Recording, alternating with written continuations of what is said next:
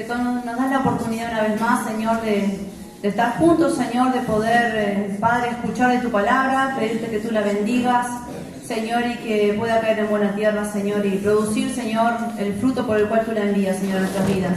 En el nombre de Jesús. Amén. Bueno, vamos a estar compartiendo en Juan.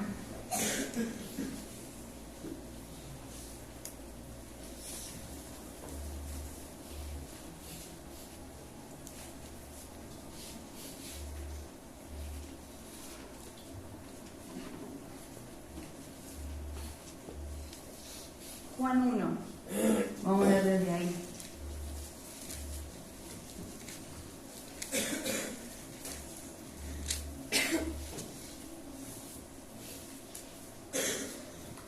Dice, ¿cuándo pues el Señor entendió que los fariseos habían oído decir, Jesús hace y bautiza más discípulos que Juan, aunque Jesús no bautizaba, sino sus discípulos, salió de Judea y se fue otra vez a Galilea. Y le era necesario pasar por Samaria. Vino pues a una ciudad de Samaria llamada Sicar, junto a la heredad que Jacob dio a su hijo José. Y estaba allí el pozo de Jacob. Entonces Jesús, cansado del camino, se sentó así junto al pozo. Era como la hora sexta, que es como al mediodía. Vino una mujer de Samaria a sacar agua. Y Jesús le dijo, dame de beber. Pues sus discípulos habían ido a la ciudad a comprar de comer. La mujer samaritana le dijo, ¿cómo tú pues, siendo judío, me pides a mí de beber, que soy mujer samaritana? Porque judíos y samaritanos no se tratan entre sí.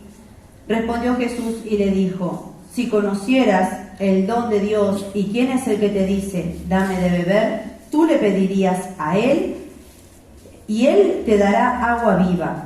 La mujer le dijo, Señor, no tienes con qué sacarla y el pozo es hondo. ¿De dónde pues tienes tú el agua viva? ¿Acaso tú eres mayor que nuestro padre Jacob, que nos dio de este pozo, del cual bebieron él, sus hijos y sus ganados? Respondió Jesús y le dijo, cualquiera que bebiere de esta agua volverá a tener sed, mas el que bebiere del agua que yo le daré no tendrá sed jamás, sino que el agua que yo le daré será en él una fuente de agua que salte para vida eterna. Bueno, vamos a leer hasta ahí mientras vamos un poco desglosando lo que quiero compartir. Esta mujer, como dice, que ellos no se trataban entre sí, ¿no? Los judíos y los samaritanos. Pero, obviamente tenían problemas tal vez de religión, diferentes razas, diferentes costumbres. Y esta mujer pareciera que fuera indigna de que Jesús le haya pedido eso, que estaba en el pozo y él le pide a ella, que le diera de beber esa agua. Lo curioso de todo esto que a mí me llamó la atención es que los discípulos se fueron a comprar comida a la ciudad y dice que Jesús le era necesario pasar por Samaria, cuando muchas veces le había dado indicaciones a los discípulos de no pasar por Samaria porque era un pueblo de alguna manera con diferentes costumbres, y le aconsejaba a Jesús que no tuvieran trato, de alguna manera, pero en este caso Jesús fue solo a ese pozo, Y lo curioso de todo es que dice la palabra de Dios que le era necesario pasar por Samaria. Obviamente que no era casualidad pasar por ese pozo. En ese pozo se iba a encontrar con esta mujer. Y obviamente no solamente con esta mujer, sino con la necesidad que esta mujer tenía, en el momento que Martín estaba compartiendo, hablaba de tanto lo uno y tanto lo otro, la misericordia que Dios tiene con nuestras vidas. Y en esta oportunidad esta mujer, el Señor se acercó a ella porque la necesidad de ella era grande, pero cuando fue encontrándose con ella hubo varios sucesos en el que cuenta el relato y que habla, cuando Jesús habla obviamente de la misericordia que Dios tenía con esta mujer, porque había mirado su necesidad, Pero las preguntas y las respuestas, el diálogo que ellos tienen un montón de enseñanza, El primero de eso es que Jesús no fue por casualidad y se fue a encontrar con esta mujer. Obviamente era una mujer, ¿no? En ese momento se veía mal visto que un hombre y una mujer estuvieran solos si no era su marido. Segundo punto. Tercer punto, esta mujer, al ser samaritana, también era un problema, ¿no? Porque ellos no tenían relación entre sí por diferentes motivos, pero no se trataban, como dice la palabra, describe que ellos no tenían trato. Pero Jesús así igual no le importó y se acercó a esta mujer, más allá de los obstáculos que había, y tiene ese diálogo, ¿no? Cuando se le acerca a Jesús, obviamente ella fue con algo para retirar el agua, y dice que Jesús estaba cansado del camino y fue para ahí. Y la mujer, cuando se acerca, ¿no? Y ve que está Jesús, del versículo 7 dice, vino una mujer de Samaria a sacar agua y Jesús le dijo, dame de beber. Bueno, cuenta ahí, ¿no? Pues sus discípulos se habían ido a la ciudad a comprar de comer. La mujer samaritana le dijo, ¿cómo tú siendo judío me pides a mí que yo te dé agua de beber? ¿No? Y ahí empieza a tener un diálogo. Fue un diálogo, ¿no? Cuando Jesús, ella le dice, ¿no? Si tú conocieras, ¿no? El don de Dios y quién es el que te pide de beber. Muchas veces pasa eso en nuestras vidas, ¿no? Es como esa pregunta, ¿qué estás haciendo con el don que Dios te ha dado, ¿no? La oportunidad de conocer a Dios, como muchos de nosotros estamos acá y escuchamos la palabra. Muchos de nosotros recibimos esto, ese don que se nos da, y a veces la pregunta es, ¿qué hacemos con eso? ¿No? ¿Qué estamos haciendo con eso? Esta mujer se le estaba presentando la oportunidad, ¿no? Ella fue a saciar su sed de una manera física, tenía sed, fue a tomar agua. Y Jesús se le presenta a ella y le dice, si tú supieras quién te está pidiendo, ¿no? Dame de beber, tú le pedirías a él, tú me pedirías a mí, porque yo tengo agua viva, agua que te va a saciar por completo. Y nunca más vas a tener que venir a este pozo una y otra vez a saciarte, ¿no? Le está hablando de una sed espiritual, de alguna manera. Una sed que solamente Jesús podía saciar en la vida de esta mujer, ¿no? Y si leemos más, sigue relatando la historia, ¿no? Pero muchas veces nos pasa a nosotros lo mismo, igual que esta mujer. Jesús se nos presenta en nuestras vidas y nos dice, danos de beber, o nos pregunta si tú conocieras el don que hay. Y nosotros a veces lo rechazamos de alguna manera. ¿Por qué? Porque preferimos otra vez ir a saciarnos y refugiarnos en cosas que no nos terminan de llenar. No nos llenamos, no nos sacia. Somos personas insaciables de alguna manera porque buscamos, pero en realidad no encontramos. Esta mujer estaba teniendo la oportunidad de ser llena para siempre, para no tener necesidad de ir a buscar nada en ningún lugar, para no seguir recorriendo camino que iba a ser en vano porque nunca iba a estar satisfecha. Y así somos así. Ya el humano tiene esa impronta de ser de esa manera, ¿no? El Señor se le presenta para salvarla de alguna manera. Era como, más allá de que utilizó una necesidad natural, se le estaba presentando para una necesidad donde iba a ser suplida y donde Dios verdaderamente iba a hacer todo para ella. Y así todo muchas veces rechazamos cuando el Señor se nos presenta en nuestras vidas, cuando nos habla una y otra vez, cuando viene en su misericordia, porque mirá que no estás acá porque sos el mejor, ni yo estoy acá porque soy la mejor. Si yo me pongo a decir lo que como llegué yo llegué acá con una vida destrozada, una bolsa de basura, y a veces nos creemos con derecho de algo. Vine acá a entregar una vida destrozada para que Dios la arreglara, hiciera lo que pudiera. Y a veces nos cuesta aceptar esa transformación.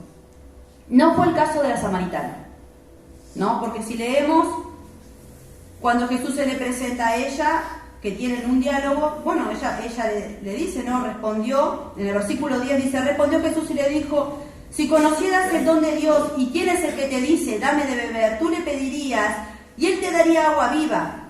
La mujer le dijo, Señor, no tienes con qué sacarla. Ella todavía no entendía espiritualmente, no tenía un discernimiento de lo que Dios le estaba diciendo. porque ella seguía pensando en la sed física. Pero Señor, ¿no tienes cómo sacarla? No tenía un tarro, no tenía algo para sacarla en el pozo. Entonces la mujer le dice, el pozo es hondo, ¿de dónde pues tienes el agua viva? Y ahí le dice, ¿acaso tú eres mayor que nuestro padre Jacob, el que nos dio este pozo, el cual bebieron él, sus hijos y sus ganados? Respondió Jesús y le dijo, cualquiera que bebiera de esta agua volverá a tener sed. Mas el que bebiere del agua que yo le daré, no tendrá sed jamás, sino que el agua que yo le daré será en él una fuente de vida. ¿No? Cuando hablamos de fuente de vida, Jesús hace referencia a Él mismo.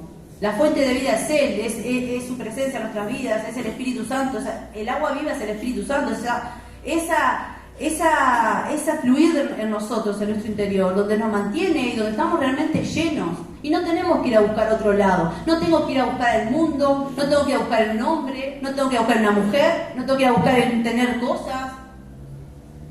Estoy errado, como esta mujer estaba equivocada. Ella todavía no tenía entendimiento para entender lo que Jesús le estaba diciendo. Y le dice, bueno, ahí le da la explicación, ¿no? Cualquiera que bebiera de esta agua volverá a tenerse una y otra vez, una y otra vez, una y otra vez. No vas a estar saciado, no vas a estar saciada. Vas a buscar en lugares secos y no vas a encontrar. Porque Él se estaba haciendo referencia a que Él era el agua que iba a saciar, el agua que de Él salía una fuente para vida eterna. Él era. Y dice, no, Jesús le dice, para vida eterna. En el 15, la mujer le dijo, Señor, dame esa agua. Ella ahí le pide, dame esa agua. Dice, para que no tenga yo sed, ni venga aquí a sacarla. Jesús le dijo, ve, llama a tu marido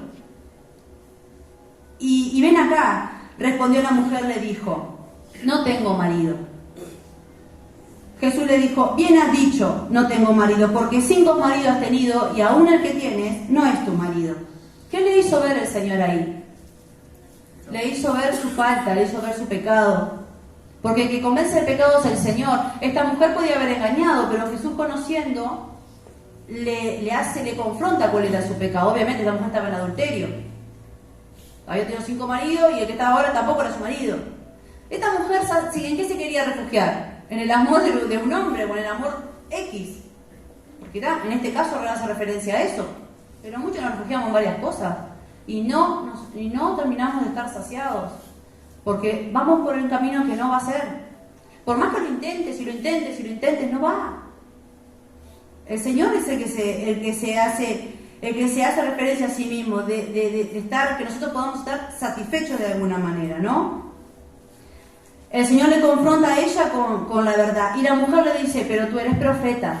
¿Por qué le dice tú eres profeta? Porque le había descubierto de alguna manera su desnudez interior, ¿no? Muchas veces nosotros queremos ocultarle a Dios una cosa, otra. Queremos aparentar algo que no somos. Queremos vestirnos de religión creyendo que eso nos va a salvar. Y así vamos. Y estamos equivocados. Esta mujer tuvo la oportunidad y la aprovechó. Cuando ella le dice, me parece que eres profeta, en el versículo 20, nuestros padres adoraron en este monte y vosotros decís que en Jerusalén es el lugar donde debemos adorar. Jesús le dijo, mujer, créeme que la hora viene cuando ni en este monte ni en Jerusalén adoraréis al Padre. Vosotros adoraréis al que no veis, nosotros adoraremos lo que sabemos, porque la salvación viene de los judíos, mas la hora viene y ahora es cuando los verdaderos adoradores adoran al Padre en espíritu y en verdad, porque también el Padre tales adoradores busca que le adoren. Dios es espíritu y los que adoran en espíritu y en verdad es necesario que adoren. Le dijo la mujer, sé que ha de venir el Mesías. Ella todavía estaba esperando otra cosa. No se había enterado que Jesús estaba ahí delante de ella, para aprovechar esa oportunidad. Y muchas veces nosotros tenemos lo mismo, la oportunidad está delante nuestro y queremos seguir probando y queremos buscar saciarnos en otros lugares que no vamos a encontrar. Creemos que sí. ¿Nos podemos engañar a nosotros mismos? Sí, nos podemos engañar. Nos gusta engañarnos a veces a nosotros mismos. Somos así. hasta que el Señor venga verdaderamente a nuestra vida y nos haga ver realmente al descubierto lo que somos y qué cosas son lo que quiere transformar nuestra vida. Porque el Señor le estaba diciendo todas esas cosas a esta mujer porque iba a haber una transformación en ella. Esta mujer fue corriendo a contarles todo lo que el Mesías le había dicho. ¿Y qué pasó? Muchos, a través del testimonio de ella, se convirtieron. Pasó de ser una pecadora a ser una evangelista. Y hubo un cambio. Y eso es lo que viene a Señor en nuestras vidas. Y tiene que ser, no pierdas la oportunidad. No sigas buscando en lugares donde no vas a encontrar. Ya lo intentaste. ¿Me vas a decir que es la primera vez que lo intentás? No, ya lo intentaste muchas veces. Y no encontraste resultado. Y hoy Jesús se vuelve a presentar una vez más. Y no te estoy hablando de religión. Te estoy hablando de una transformación. De un cambio verdadero. Que nos da el Espíritu Santo, que nos permite a nosotros. Hay un pasaje que dice en Jeremías capítulo 2, y voy terminando porque si no. Jeremías capítulo 2, verso 13.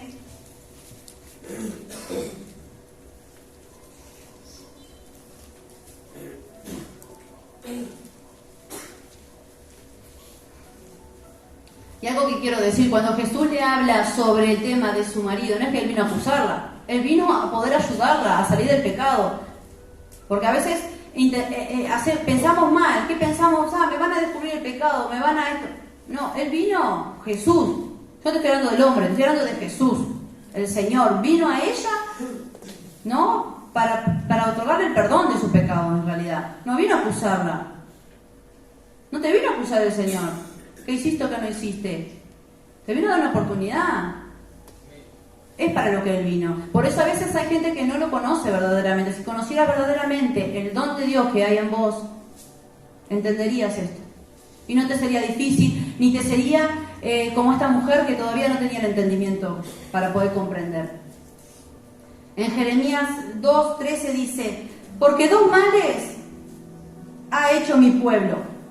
Me dejaron a mí fuente de agua viva, y cavaron para sí cisternas rotas que no retienen agua. Es como cuando dicen el pasaje de sembrar en saco roto. Querés que las cosas salgan bien, querés éxito, querés que te vaya bien, querés, pero ves que corre el agua, y corre el agua, y corre el agua. Esos fueron los dos males, ¿no? Dejar al Señor, dejar la fuente de vida, y cavaron para sí cisternas.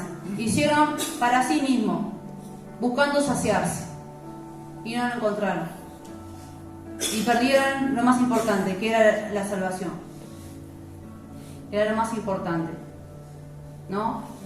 Porque es lo que trae. Cuando verdaderamente tengo ese encuentro con el Señor, viene una renovación en mi espíritu, porque el Espíritu Santo me convence de pecado, y otra cosa que viene a consecuencia es el gozo de tener la salvación. Y de eso me sirvo todos los días para seguir adelante. Así tiene que ser, amén.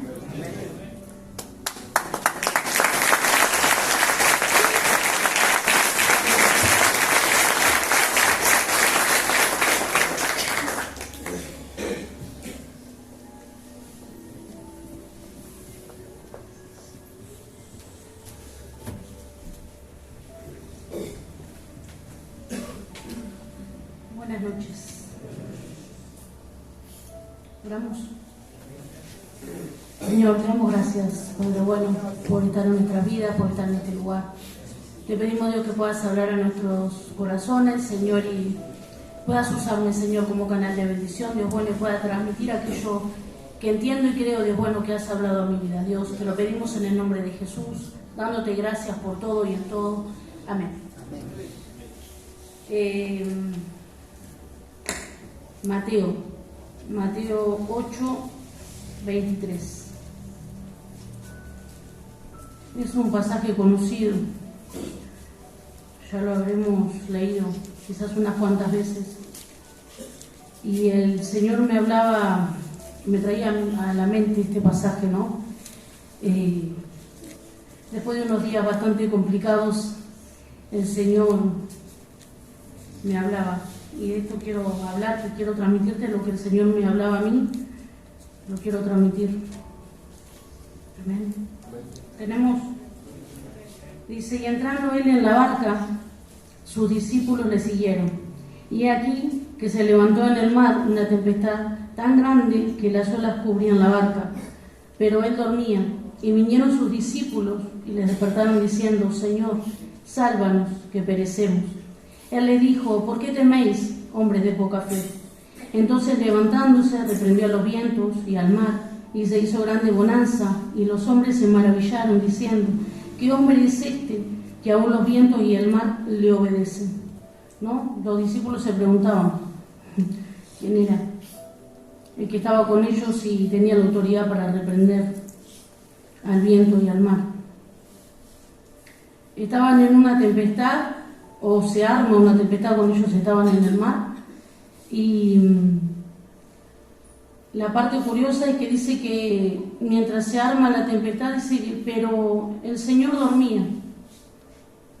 Y esa es la parte donde a mí yo me detengo, ¿no?, a pensar. Ese pero abre un montón de interrogantes, al menos para mí. Pero el Señor dormía, o sea, una tempestad donde los discípulos estaban que perecían porque los llamaron y le dijeron: Señor, perecemos. Pero dice, pero él dormía. O sea, ¿por qué dormía? O sea, era algo tan normal o habitual en la vida del Señor, ir en la barca y que se desatara una tempestad, por eso él no siguió durmiendo. ¿O sería que quizás la tempestad que se formó era más grande de la que verdaderamente estaba pasando? Y a veces es eso lo que ocurre en nuestras vidas. Y eso lo traigo a mi vida, como te decía al principio. Quizás a veces la tempestad es mucho más grande de lo que verdaderamente es. O sea, nosotros hacemos la tempestad más grande de lo que verdaderamente es. Quizás a nosotros nos parece que estamos en medio de un caos y de un montón de cosas, y quizás no es tan así. Que sí estamos pasando, que sí la estamos luchando, que sí estamos lidiando quizás con un montón de problemas que cada uno de nosotros sabremos. Pero capaz que no es tan grande como para perecer, como decían los discípulos. Perecemos. Todos pasamos por diferentes situaciones a lo largo de nuestra vida. Y los discípulos acá estaban en una barca en medio de una tempestad y con el maestro.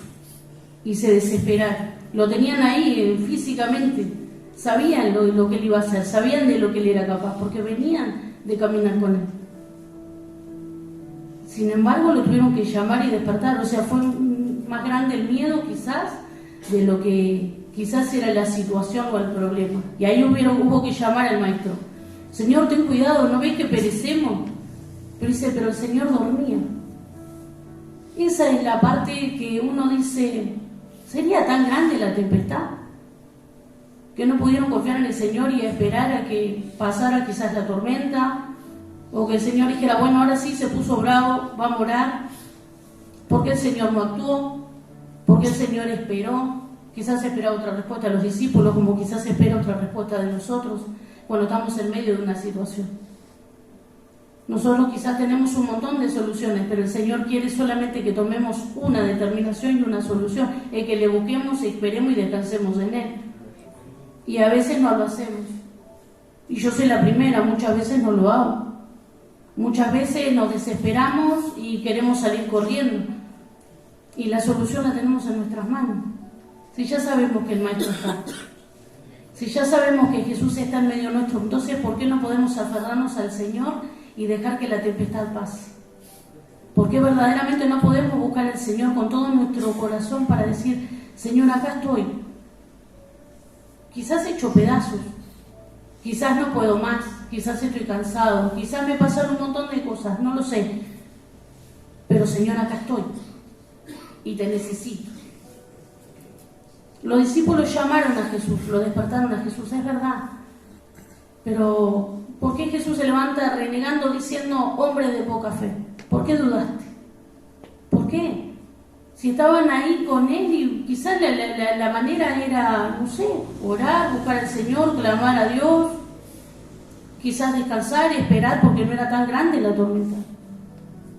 O sea, ¿por qué en medio del caos, por qué en medio de la situación siempre buscamos acudir a lo más rápido y a lo más quizás humanamente eficiente, en vez de esperar en el Señor, en vez de buscar al Señor y descansar en sus brazos, sabiendo que Él tiene control de todas las cosas. Aunque quizás las cosas sean injustas, o quizás sea un proceso que tengamos que pasar, o quizás sea nuestra propia consecuencia de nuestras malas decisiones. O sea, son un montón de factores los que pueden llegar a nuestra vida a traer una tempestad, a traer un problema, a traer una situación. Pero porque es más fácil muchas veces tomar decisiones equivocadas y no buscar al Señor como debiéramos buscarlo, porque ese es nuestro bien. El Señor camina con nosotros no de manera natural que lo podamos ver, pero lo podemos sentir, sabemos que está. Entonces, ¿por qué no podemos confiar en el Señor? ¿Por qué yo no puedo confiar en el Señor cuando las cosas no van tan bien? ¿Por qué dudo? ¿Por qué mi fe mengua? ¿Por qué me pasan un montón de cosas, un montón de situaciones? Y Dios pone a nuestro lado, obviamente, gente, hermanos, hermanas mayores que te aconsejan y que te guían para tu bien y para mi bien. Y a través de ellos, Dios va haciendo su obra en cada uno de nosotros. Pero para que ese punto llegue de que un hermano, una hermana venga a hablarnos, se desató una tempestad dentro nuestro que ni te cuento. Sapo y culebra. Pero hay un montón de cosas antes, pasan un montón de cosas antes dentro nuestro, antes de buscar al Señor. Porque cuando se desata la tormenta, se desata para bueno en cada uno de nosotros. Cada uno sabrá cómo va, cómo camina, cómo anda, cómo busca al Señor, qué tempestad, cuál es la situación, cuál es la tormenta. Quizás las olas están anegando la barca, como dice acá. Quizás el viento sopla muy fuerte que zumba los oídos y no te deja escuchar la voz de Dios. Sí. Quizás se mueve el piso, se te mueve la barca, también. Pero el Señor está en control de todas las cosas. Como estaba acá.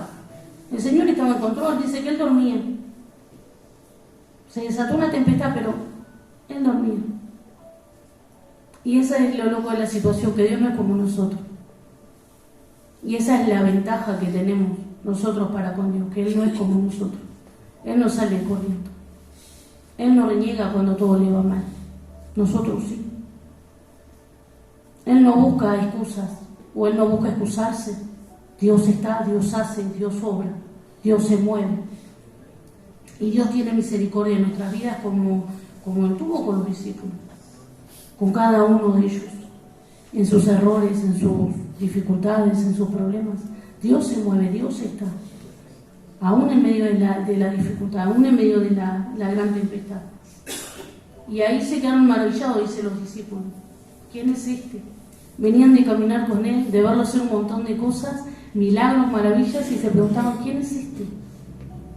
Porque todavía no habían entendido el poder de Dios, todavía no habían entendido quién caminaba con ellos. Y se maravillaban y se preguntaban, ¿quién es este? Porque está acá en la Biblia como forma de pregunta. Es una pregunta, ¿quién es este? Todavía no lo habían conocido y estaba ahí caminando con ellos. Jesús camina con nosotros y muchas veces no lo conocemos. Jesús está con nosotros cada día de nuestra vida y muchas veces no podemos ver, no podemos entender que Dios está, a pesar de que haya un día malo. Porque cuando todo me va bien, buenísimo, pero cuando todo me va mal, ¿qué pasó? Yo estaba mirando al otro, yo estaba ocupado en otra situación. No, Dios está. También permite el día malo para que confiemos, para que esperemos, para que descansemos, para que nuestra fe no nos falte, para que oremos, para que lo busquemos de alguna manera. Y cada uno de nosotros sabe de qué manera tiene que buscar al Señor. Y la manera de buscarlo es rindiendo el corazón, y muchas veces no rendimos el corazón. Muchas veces vamos tras de otras cosas o de otro montón de cosas y no rendimos el corazón a lo que verdaderamente es importante. Dios, en primer lugar. Dios tiene que ser el primer lugar en nuestra vida para que todo nos vaya bien.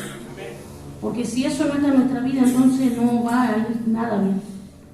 Si yo no pongo a Dios en primer lugar, entonces mi familia no va a estar bien. Yo en primer lugar no voy a estar bien. Mi casa no va a estar bien. Mis hijos no van a estar bien. Mi esposo no va a estar bien. El ministerio no va a estar bien. Pues yo tengo que buscar estar bien.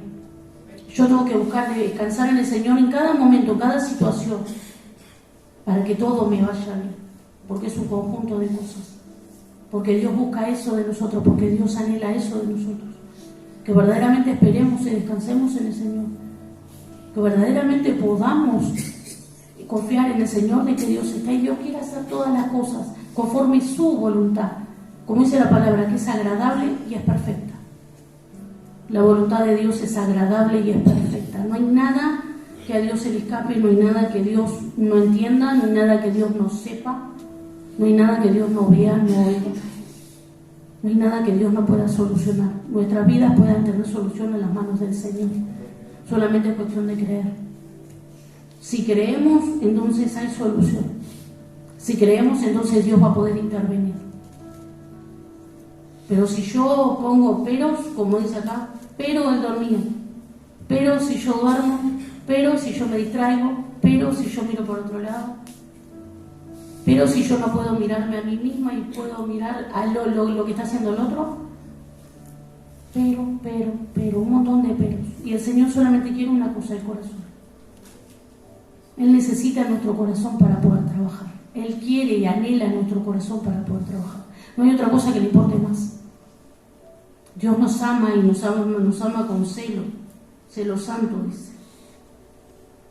Y Dios quiere verdaderamente en nuestras vidas obrar de una manera diferente, de una manera que no conocemos, de una manera que nadie puede obrar, ni siquiera nosotros. Pero solamente está en nosotros el querer, solamente está en nosotros el disponernos, solamente está en nosotros el querer del Señor. Si nosotros no creemos en el Señor, difícilmente podamos salir. Podemos andar algún día bien, pero no vamos a salir. Si nosotros no confiamos en el Señor, difícilmente podamos salir adelante de nuestras dificultades, de nuestros problemas, que cada uno de nosotros los tiene. Nadie puede decir yo estoy libre de problemas, o libre de atadura, o libre de situaciones.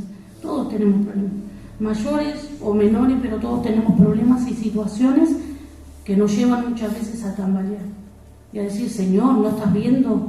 Perezco. Hay una tempestad y ahí está el Señor. En medio de la tempestad el Señor nos está guardando. Nos sostuvo cuando no estábamos en el Señor. Nos sostuvo cuando dice la palabra que estábamos muertos en nuestros delitos y pecados. Nos sostiene ahora. Que por gracia divina estamos en su casa. Nos sigue sosteniendo. Nos ama. El Señor nos ama de una manera sobrenatural.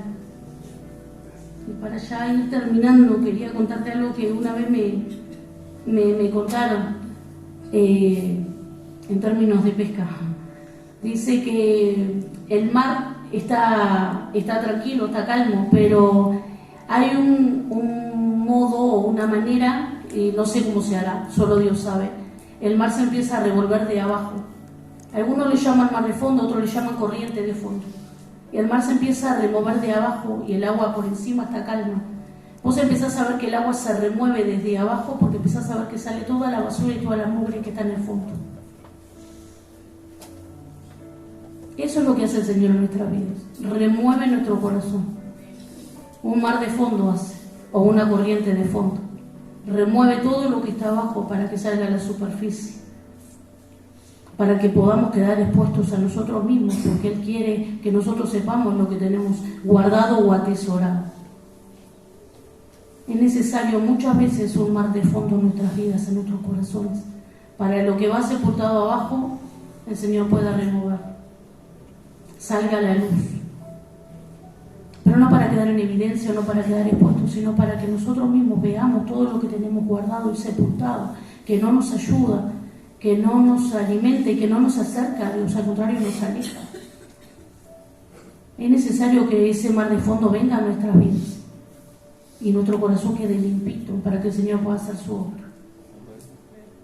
Y bueno, que así sea, que vengan los mares de fondo que sean necesarios. Amén. Amén. Que Dios te bendiga.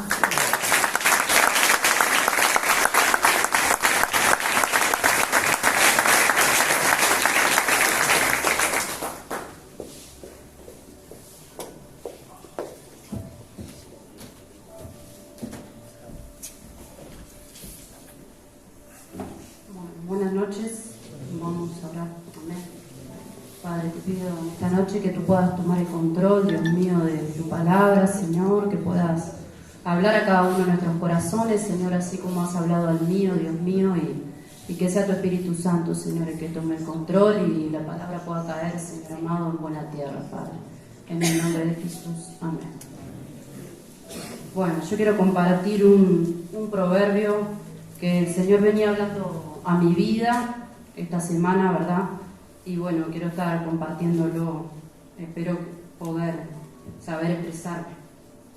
Dice en el Proverbio 3:7, no seas sabio en tu propia opinión, teme a Yahvé y apártate del mal, ¿verdad? Y yo pensaba y meditaba en mí, ¿no? ¿Qué quería decir el Señor con esta palabra que Él me daba? Y yo pensaba, ¿qué sería ser sabio en tu propia opinión? Y Él me revelaba, ¿no?, que esa actitud está muy arraigada, ¿verdad?, en nuestros corazones, aunque muchas veces no lo podemos ver por el diario vivir, por el diario andar, ¿verdad? Pero en diferentes áreas de nuestras vidas está arraigada esta actitud. El ser sabio en nuestra propia opinión. La persona que es sabia en su propia opinión, primero que cree que todo lo que hace está bien, cree que a su parecer no hay nadie que pueda hacer lo que él hace, ¿verdad? ¿Quién nunca pensó eso o se sintió así? Cree también, ¿verdad?, que no tiene ningún problema. Vos le hablás, le preguntás y esa persona te dice, no, yo estoy bien. ¿Y cómo estás? ¿Necesitas algo? No, no necesito nada, yo estoy bien, ¿verdad?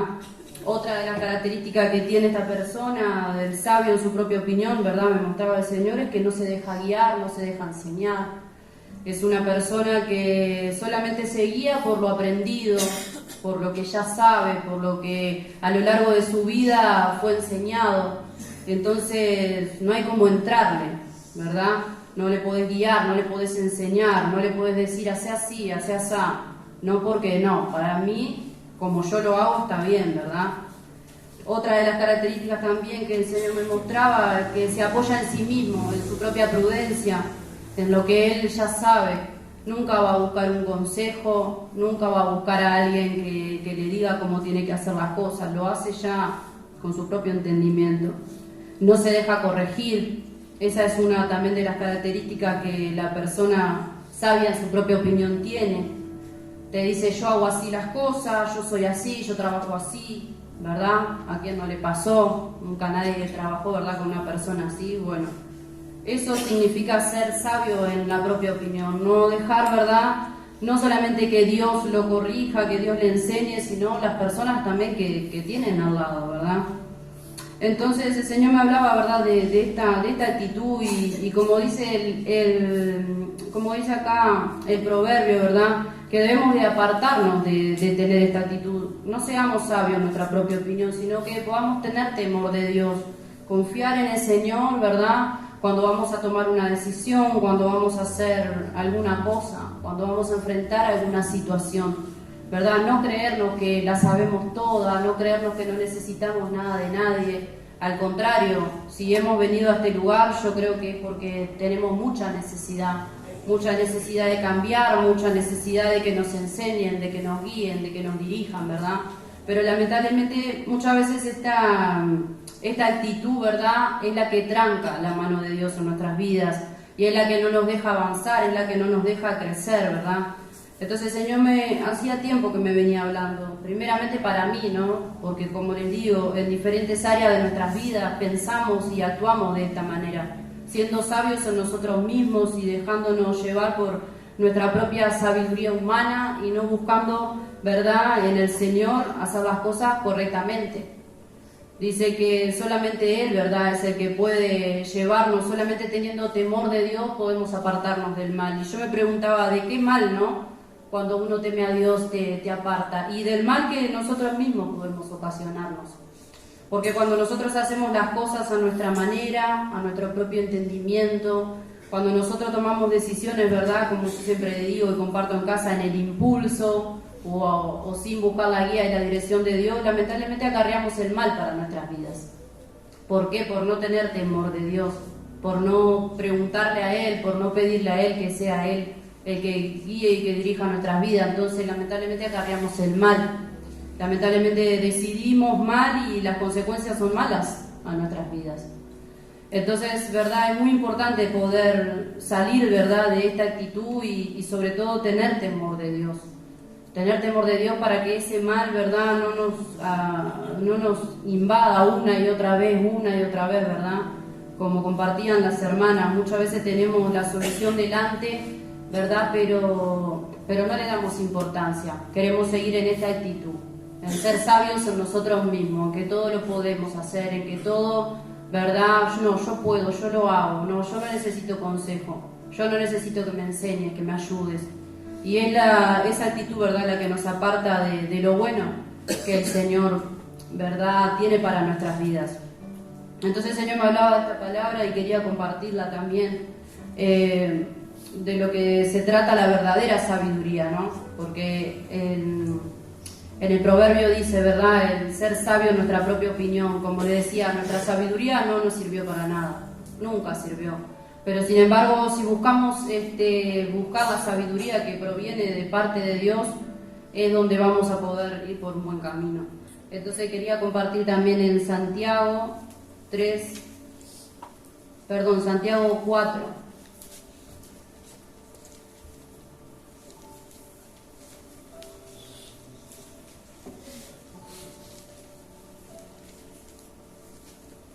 Santiago 3:13. Y dice así. Dice, ¿quién es sabio y entendido entre vosotros? Muestre por la buena conducta sus obras, en sabia mansedumbre. Pero si tenéis celos amargos y contención en vuestro corazón, no os jactéis ni mintáis contra la verdad, porque esta sabiduría no es la que desciende de lo alto, sino terrenal, animal, diabólica. Porque donde hay celos y contención, allí hay perturbación y toda obra perversa. Pero la sabiduría que es de lo alto es primeramente pura, después pacífica, amable, benigna, llena de misericordia y de buenos frutos, sin incertidumbre ni hipocresía. Y el fruto de justicia se siembra en paz para aquellos que hacen la paz, ¿verdad? Como leíamos recién, la sabiduría que proviene de lo alto, ¿verdad?, que es la que Dios quiere que nosotros empecemos a buscar. Dejar de ser, como les decía, sabios en nuestra propia opinión, o dejar de movernos en esa sabiduría humana, natural, carnal que cada uno tiene, y poder empezar a buscar esa sabiduría que proviene de lo alto. Que si lo leemos, ¿verdad?, está en contra de todo lo que nosotros sabemos. Dice que la sabiduría que viene de lo alto es primeramente pacífica, amable, benigna, llena de misericordia, pacífica, que siempre busca, ¿verdad?, estar en paz con las demás personas. Una persona pacífica es aquella que siempre busca estar en paz. Una persona amable, la que tiene un detalle, una buena actitud con otra persona, ¿verdad? Una persona benigna es aquella que siempre está pensando bien, no piensa mal, tiene buenos pensamientos. Y una persona que tiene misericordia es aquella que tiene la capacidad de ponerse en el lugar de otro. Bueno, de esa sabiduría, ¿verdad?, era de la que el Señor me hablaba y me decía, tenés que buscar de esa sabiduría. No, ¿verdad?, manejarnos en esa vieja sabiduría humana, carnal, que muchas veces tenemos, que solamente nos sirve, ¿verdad?, para beneficiarnos nosotros mismos. Porque cuando somos sabios en nosotros mismos, solo nos beneficiamos nosotros de lo que podemos llegar a obtener o saber. Pero sin embargo, si buscamos la sabiduría que proviene de parte de Dios, como dice acá, no solamente nos vamos a hacer bien a nosotros mismos, sino que podemos ser de bendición para aquellos que nos rodean. Y tener misericordia y ser personas pacíficas, amables, benignas. Eso es lo que el Señor quiere, ¿verdad?, de nuestras vidas. Como arranca diciendo la palabra, dice, ¿quién es sabio y entendido entre vosotros? Muestre por la buena conducta sus obras, en sabia mansedumbre. Y eso es lo que espera el Señor, ¿verdad? Ahora lo que me hablaba a mí y de cada uno de nosotros, ¿verdad? Que podamos mostrar a través de nuestros hechos y de nuestra buena conducta, ¿verdad?, que tenemos sabiduría de parte de Dios. No andar en esa sabiduría humana que lamentablemente muchas veces estamos acostumbrados a andar, sino poder mostrar con hechos que el Señor realmente está en nuestras vidas, ¿verdad? Poder ser amables, como decía, ser benignos, ser pacificadores, hacer todo lo contrario a lo que un día fuimos y a lo que estamos acostumbrados a hacer. Y ese es el sentir, ¿verdad?, que el Señor ponía en mi corazón. Dejar de ser, ¿verdad?, sabios en nuestra propia opinión y dejarnos de pensar que la sabemos todas y de que, verdad, no necesitamos nada, sino poder buscar en el Señor, tener esa sabiduría que va a beneficiar mi vida y la vida de aquellas personas, verdad, que me rodean, porque eso es lo que Dios quiere. Entonces, que podamos buscarle, que podamos estar en comunión con Él, que podamos buscar en su palabra, verdad, que podamos pasar tiempo leyendo, buscando, estando, verdad, para que esos frutos puedan estar en nuestras vidas y mostrar esa sabiduría de parte de Dios, ¿verdad? Con hechos, no solamente con palabras. ¿Tá? Y eso era lo que el Señor, ¿verdad? Me estaba hablando a mi corazón en esta semana y quería compartirlo con cada uno de ustedes. Amén.